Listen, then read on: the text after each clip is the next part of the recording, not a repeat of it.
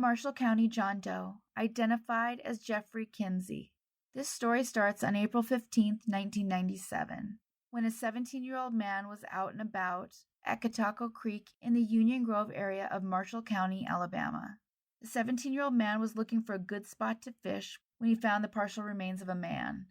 This took place near the creek off Eagle Rock Drive. This one is hard to explain and still fall within what I can and can't say on YouTube. Let's just say it was mainly his torso and lower body that was found. The rest was missing. And the COD likely involved a sharp implement starting with a K. Although they aren't even sure about that, his ankles were bound together with rope and wire ties.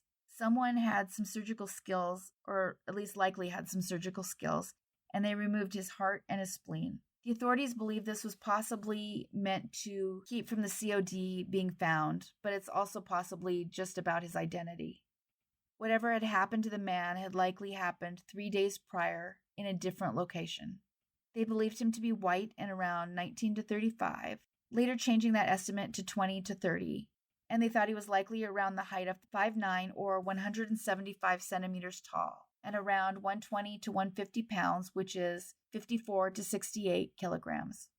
He was wearing a blue, green, and gray vertically striped Faded Glory short-sleeved pullover shirt, as well as Levi Strauss 501 jeans that were a size 32 by 30. It appears he'd been undressed and then redressed before he was deposited in the location he was found. Whoever did this left numerous air fresheners around him, which doesn't make a lot of sense for outside, but perhaps where he originally was at, he was stored there for a while. Parabon Nanolabs would eventually use their special phenotyping program to build a face where one hadn't been before, which in a case like this is especially amazing. They would later conclude that his eyes were likely blue or green, as well as he probably had fair skin with freckles. And for the first time since 1997, they had a possible face. They think his hair was likely strawberry blonde or sandy brown. Additionally, it could be somewhat red. There was an additional drawn recreation, but I didn't find the story behind that one.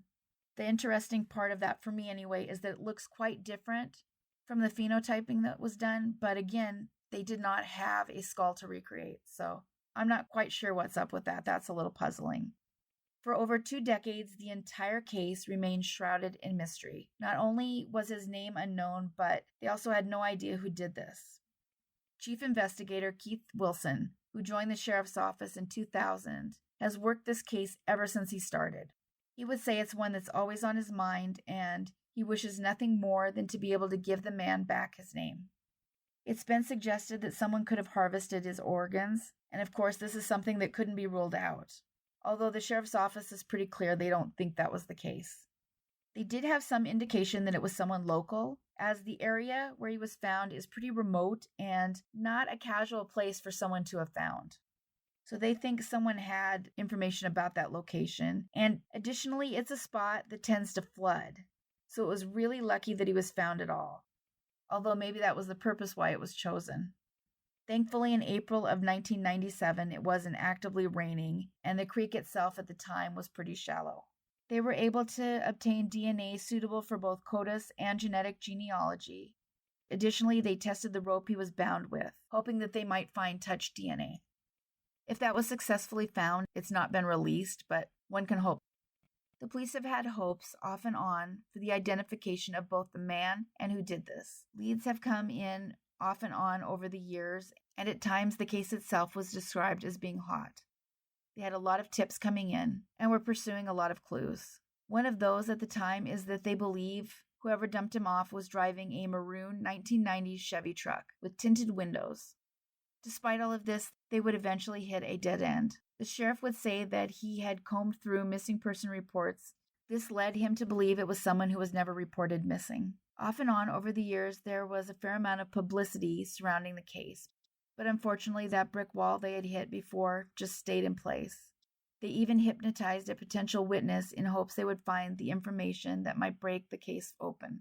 One article mentioned they were trying to raise the $5,000 to $10,000 it cost to do the phenotyping as a snapshot. Investigators are hopeful that someone will come forward with information on the case, and they still believe it's solvable. But at this point, all they could do was identify the man, and it turns out that Jeffery Douglas Kimzy was from the other side of the country, hailing from Santa Barbara, California. He was found 2,114 miles, or 3,403 kilometers, away from home. They still believe it's likely there is some sort of a link to the person who took his life.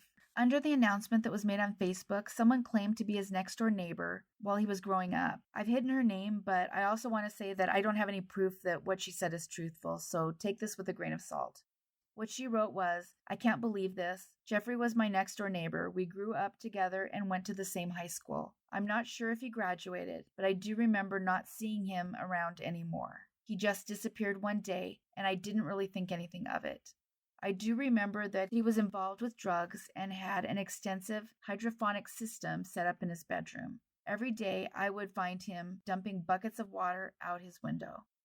One day I heard his mother open his bedroom door, and he flew into a rage, yelling at her to shut the door and never enter his room again, saying it was quite scary and concerning to hear."